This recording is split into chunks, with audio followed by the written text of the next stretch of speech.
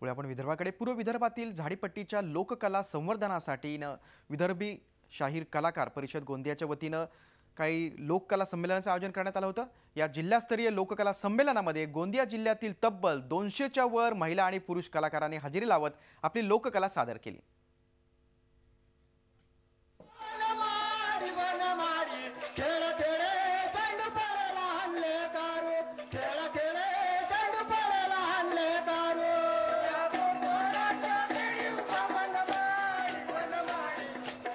लोककलेचा सर्वांगीण विकास व्हावा तसंच येणाऱ्या नवीन पिढीला याचं ज्ञान मिळावं या उद्देशानं विदर्भ शाहीर कलाकार परिषदेच्या वतीनं 2 दिवसीय लोककला संमेलनाचं आयोजन करण्यात आलं होतं।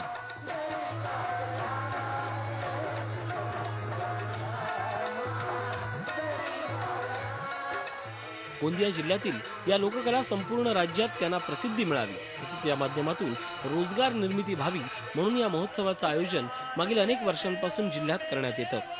या महोत्सवात भजन, दंडार, कीर्तन, गोंधळ, नाटक, भारूड, पोवाडा, डहाका, कव्वाली, नृत्य यासारख्या लोककलेंचं सादरीकरण करण्यात येतं। सांस्कृतिक भवन जे शासनाने बांधले त्याचा उपयोग आमच्या कलाकाराला नाही होत।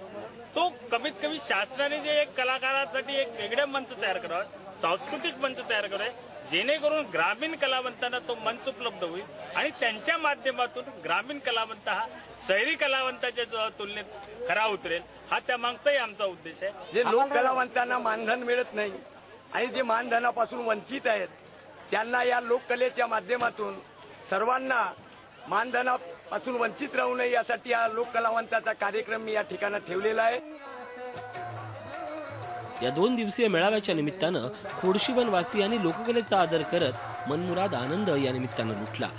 आज गोंदिया, गडचिरोली, चंद्रपूर यासारख्या झाडीपट्टी भागात राहणाऱ्या या लोककलावंतांमध्ये आजही आपली लोककला जपण्याची जी तळमळ आहे त्या तळमळीची आता सरकारनं दखल घेणं गरजेचं बनलंय।